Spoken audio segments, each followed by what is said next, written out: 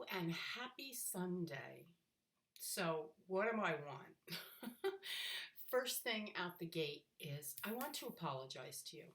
I want to apologize because lately, over the last few weeks, you have been getting a glimpse of what goes on in my mind.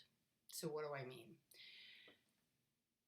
In life, I always try to present in a way that serves and supports and can help. And lately, the last few weeks, I have been feeling like I've been overwhelming you. I've been constantly telling you, look what I'm doing here. You can do this. Come be part of this. Got this, got that.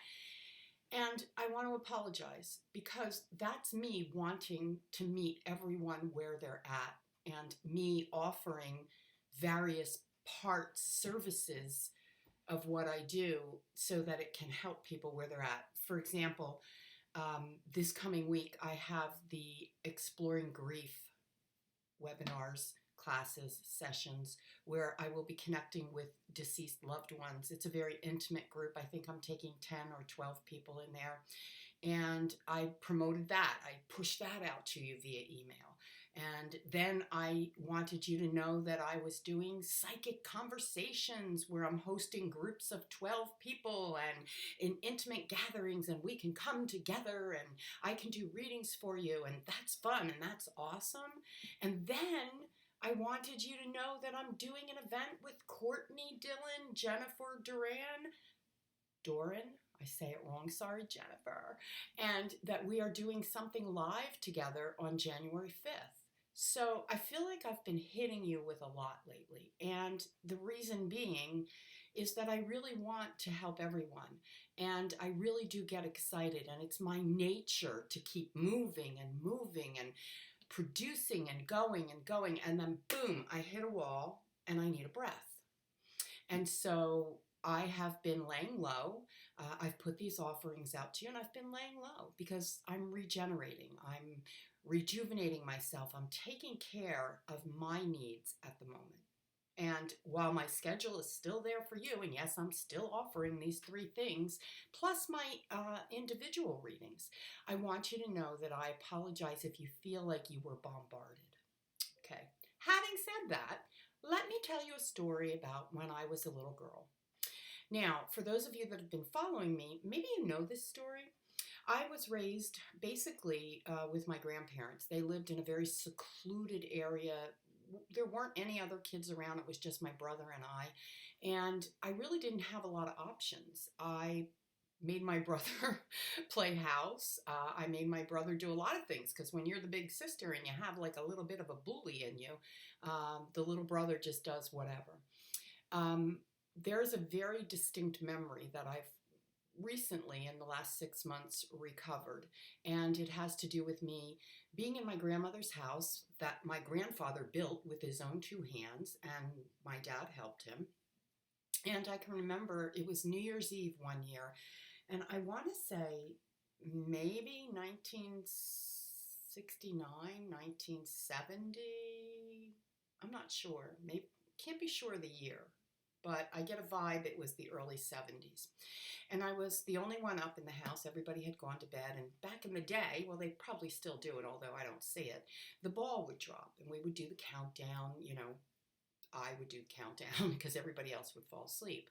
And I can remember this one year laying on the floor, and I would lay on my elbows and right in front of the TV and kind of watch the TV. And I remember feeling someone with me. And I thought it was perhaps my brother, maybe my grandmother or grandfather got up. And I could distinctly feel like human presence. And I remember just talking to them saying, hey, look at this. And then when I got no response, I remember turning around and there was no one there. Yet I could still feel the presence. Now, I got a little weirded out because maybe I was 10 at the time and didn't really know anything. But I do know now, in hindsight, that that incident that started happening that New Year's continued to happen in that house. And it was something that I just pushed back to the back of my mind.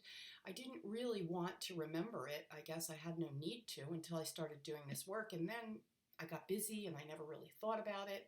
And now I've been journaling and thinking about it, and I can remember all sorts of energy. My grandfather was an antique dealer, and upstairs in their house, which we were never allowed to go up because the antiques were up there, I would often sneak up because I was curious, and I would just feel the energy of all the people. I could remember sitting on a chaise lounge that they had up there, like an old chaise from like the 40s, and I could almost feel, envision, see a kind of a dinner party where people were using this set of china that was out. There was also a cubby hole in the attic. If you know what a cubby hole is, it's a little door, shorter, and you open it and you crawl back in there. And never would we be allowed to do that. Like, that was just, I think we got the Jesus scared out of us by my grandfather. And so, of course, I had to know. So I opened the cubby and I stepped foot in the cubby without anybody knowing. I was very careful to make sure the door didn't close behind me. And the energy that I felt in there was chilling.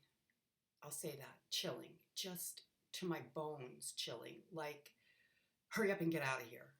And from that moment forward, I got out of there, I shut the door, I put my back to the door, and I said, I don't ever want to go in there again. I don't ever want to feel that feeling again.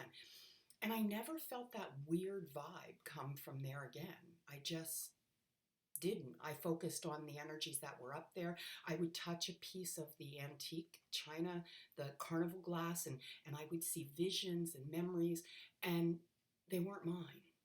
So I want to thank all of you for being who you are and holding a space for me to grow and evolve as I have.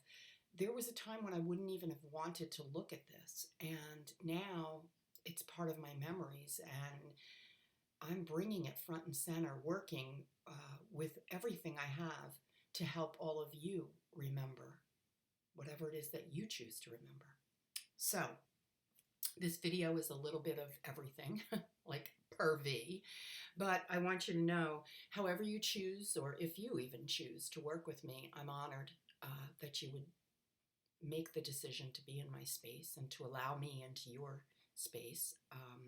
So with that said, I'm just going to put the links below. If you're exploring grief or you're wondering how to navigate the holidays through this grief, come join me this week. I'll put the dates in the link where we remember your loved ones, and I bring messages unique to your loved ones.